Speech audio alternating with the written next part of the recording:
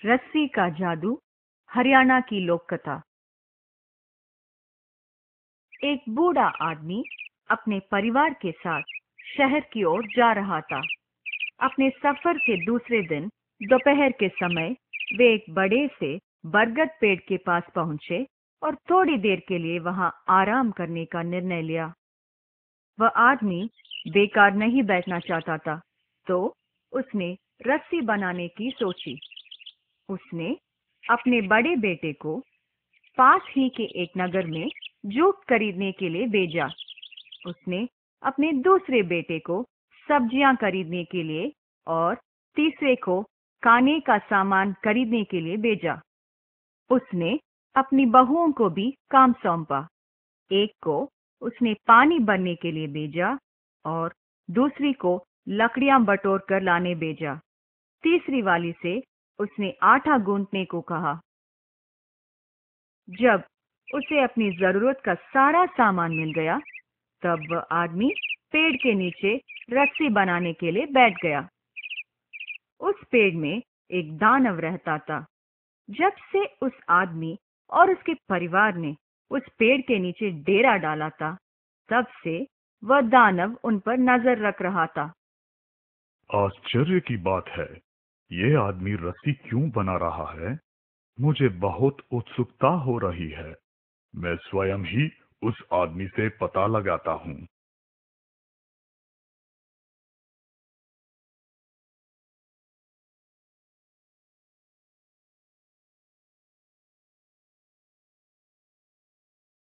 अरे आदमी, तुम किस लिए इतनी लंबी रस्सी बना रहे हो?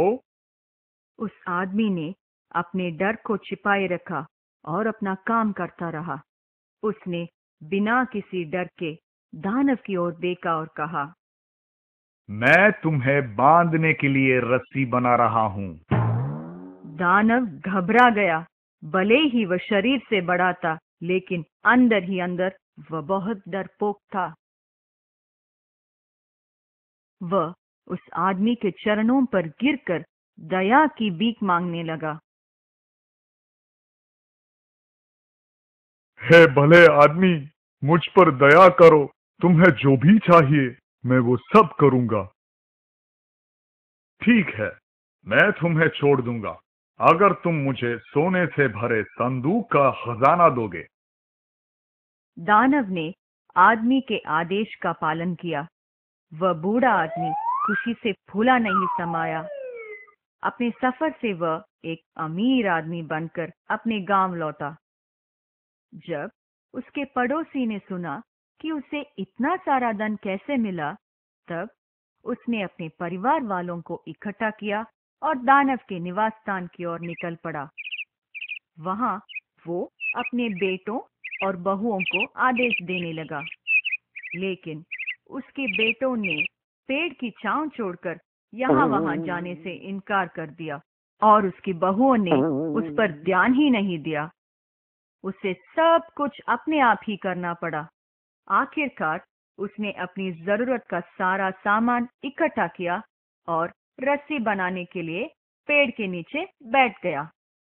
वह बहुत रोमांचित हुआ जब उसने दानव को पेड़ में से नीचे उतरते हुए देखा। अरे आदमी, तुम वो रस्सी क्यों बना रहे हो?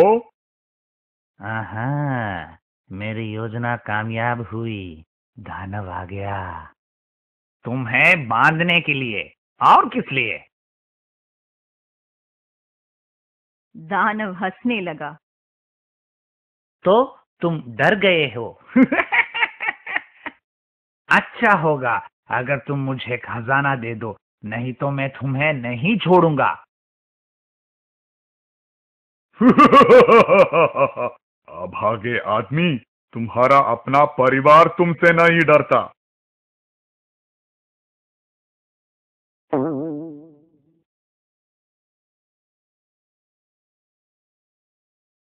तो मैं क्यों भला तुमसे डरूं? किसी और को बांधने से पहले अपने बेटों और बहुओं को बांधो।